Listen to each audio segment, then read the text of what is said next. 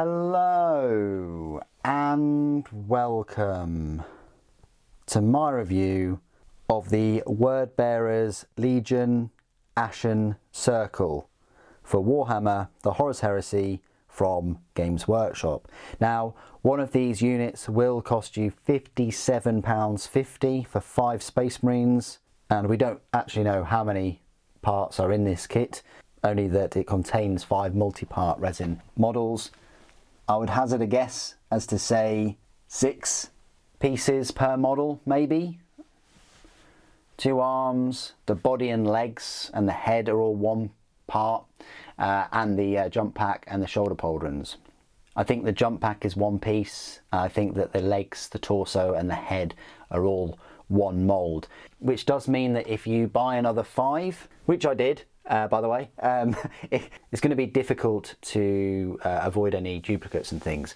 I managed to do that just by tipping some of the models to extreme angles and changing the angles of their weapons and things.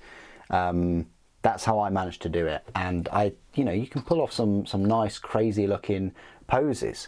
Really, I'm not sure whether this unit was a better set of poses than the other one. I can't remember, but either way, I've got 10 because I just think a unit of 5 is just too vulnerable, too squishy. You want at least 10 of these jump pack Ashen Circle if you can. I'm not sure whether you could get away with picking up the new Mark 6 jump pack squad from Games Workshop and using them as the Ashen Circle. Their weapons are totally different. You know, these are kind of hand flamers, but they're underslung hand flamers and underslung hand melters, inferno pistols and things. And they're equipped with these Ashen Circle specific like rake chain axes. But hey, if you were across the table from me and you had some Mark 6s with bolt pistols and chain swords and you just wanted to proxy them as Ashen Circle, I would have no issues whatsoever. But this review today is about this Ashen Circle unit. So the format of this review is as usual. I'll take a look at each one of these Ashen Circle individually. There are no spare parts, or there probably was like an extra hand flamer that I didn't use because I used the Inferno pistol. Then I'll go through some of the size comparisons with other Wordbearers units, specifically like the Galvorback, some Mark 4s and Contemptor and things.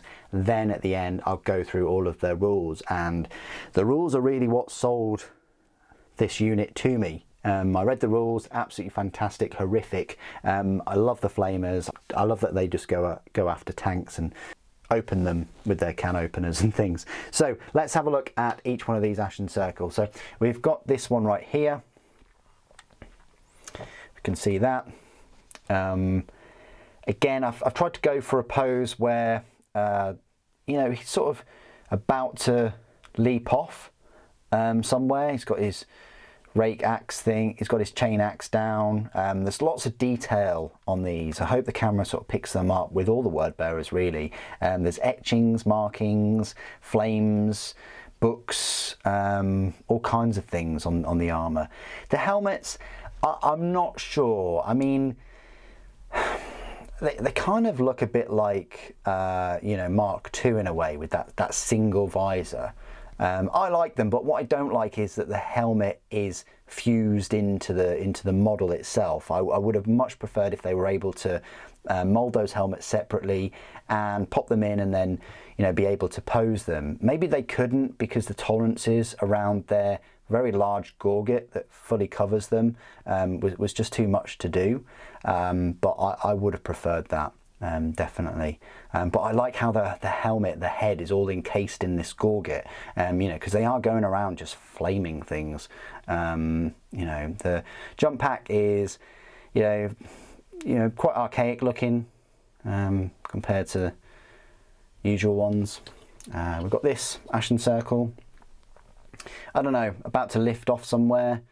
Bit tricky with that axe to get the right pose, but I think I've done well with the hand flamer. Again, it's all about the head as well, isn't it? Like if the head was pointed upwards and to the right maybe, in the direction of his travel, again, that would work. more points to strengthen my argument of having, you know, individually posed heads. This one I did quite well though, sort of kind of flying backwards but also melting a tank possibly. Again, lots of detail, and I do like how there's different detail on each one of these legs. So each leg armor has different detail as the others. So you're only going to get the twins if you get another pack of 5. And then this one, about to charge in and flame and cut, hack something at the same time. It's quite a cool pose. And then this one, I really went for the extreme, really about to smash that down. I would have preferred, again, if I could pose the wrist outward that way a bit more central, rather than straight down as a chop, because it's almost like his head and his arm are pointing a bit too obtusely from where the axe is gonna fall, unless he's about to swing round and then you know, make contact. But yeah, I think I did all right with the poses given the limitations of the heads. So size comparisons then. We'll kick off straight away just with some usual Mark IV Space Marines right here. As you can see, Mark IV are the smallest, and they are, you know, a bit bigger than those, so they are going to dwarf those. They're dwarfing them anyway because of the jetpacks and things. You've got the Galvorback, which are bigger than them. They're on the 40mm bases. Even with their jump packs, they're bigger. We have a Contemptor Dreadnought, which of course towers above them, and we might as well throw in Maragal. And then we can just compare sort of the older mini. So we've got a Mark III there, a new Mark III, and a Mark VI. So this might be an important size comparison for you guys. So there's the old Mark III, similar sort of size. The new Mark III, it's tricky because none of these are kind of standing upright, but they still hold their own. They're very similar height-wise. Very similar. You know, if you got the new Mark IIIs and you wanted to have these with this Mark IV, I guess, then they're not going to look out of place.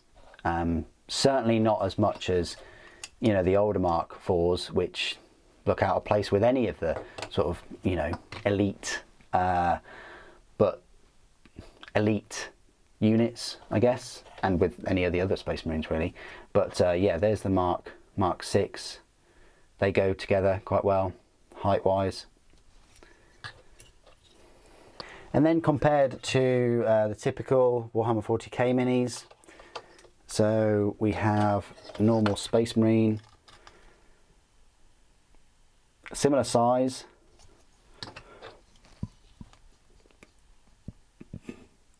very similar size. I'll probably say that the Ashen Circle are taller though.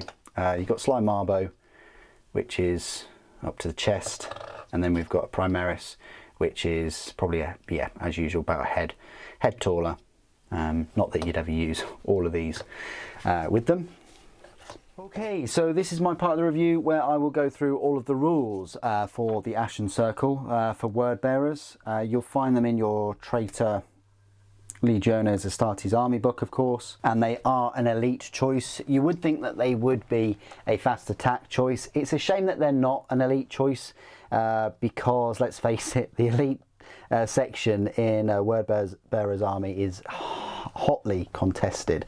Ironic due to their preference over flame and heat weaponry. So the Ashen Circle, they will cost you 125 points. Their stat line reads as follows. The unit composition is 4 incendiaries, which is pretty cool, and 1 iconoclast. So the incendiary stat line is they are a movement of 7 inches, weapon skill 4, ballistic skill 4, strength 4, toughness 4, 1 wound, initiative 4, 2 attacks, leadership 8, and a save of 3+. The iconoclast, the iconoclast is kind of like a sergeant, so the only difference is that they have 3 attacks and a better leadership at 9. The war gear, they have an Akkadic hand flamer and an axe rake, or Reiki. I would call it a rake. Frag grenades, crack grenades, melter bombs, power armor, Legion Warhawk jump pack. Unit type, incendiaries are infantry heavy, and then the iconoclast is infantry heavy character. Special rules, Legiones Astartes, word bearers, stubborn, crusader, bitter duty, scorched earth. We'll talk about those a bit later on. So options, an Ashen Circle squad may include up to 5 additional incendiaries, and you do actually get a bit of a saving if you have, if you add more to the unit. Rather than having 2 separate units of 2, which would cost you 250 points, you're only adding 20 points per extra incendiary. So for 225 points, you can get your 10. The iconoclast may exchange his Akkadic hand flamer for one of the following: an Inferno pistol for 15 points or a plasma pistol for 10 points. The iconoclast may take 1 Phosphex bomb, 15 points, and the iconoclast may exchange his power armor for artificer armor, 10 points. Not sure why you do that, because they're all, they all have toughness 4 and 1 wound. Now, what about these weapons then? Well, the Inferno pistol is a range of 6 inches. It's a strength 8 AP1, pistol 1, armor bane, melter. That's all right, but it is very short range. It always has been. The Akkadic hand flamer is a template weapon. Its strength is only 4, but it is AP 4, which is very nice. It's assault 1, but it's torrent of 6 inches and pinning. So what that means with torrent is that it means that you can place that template, within 6 inches of the firer, which just gives it an extra range. And it is pinning as well. Now their melee weapons, the axe rake, it's a strength +1, so they're, that's strength 5. But the beauty about these is they're AP 3, so they're pretty much power weapons. They have melee and they have shred, so very decent. But what's incredible about all of these is, yeah, the flamers are all right, and then you've got your Inferno pistol, which you could swap out for a plasma pistol. It's a fact that all of them have melter bombs as well. All of them. So you can go around melter bombing vehicles and things. And they have 2 attacks each. You are looking at 11 strength 5 AP 3 attacks in close combat. All of a sudden, you get 10 of them with 22 attacks. That's a serious threat, especially for only 225 points. How would you deal with these? Well, of course, they're very vulnerable from ranged weaponry. You fire even heavy bolters at them, plasma cannons, las cannons even. They are, I say, quite squishy. The toughness is 4. They only have 1 wound. Their saves are 3+. So yeah, they're going to be vulnerable from long range fire. Delivery method as well is questionable. If you're going to be using them, your opponent is going to have to keep them in cover and dart about the battlefield. However, they are an incredible flanking unit against tanks, maybe even dreadnoughts, probably not Leviathan dreadnoughts, but they are your tank flankers, and they're also, in a way, your heavy weapon squad pinners. They can go around pinning units with those torrent flamers. I really like the models. Despite their posability flaws, I like the detail on them, and I think they're a really hot set of minis. They have some scorching special rules as well. But what do you guys think? Please do put your thoughts and opinions down in the comments below. It'd be good to hear from you. Thank you for watching. Death to the False Emperor.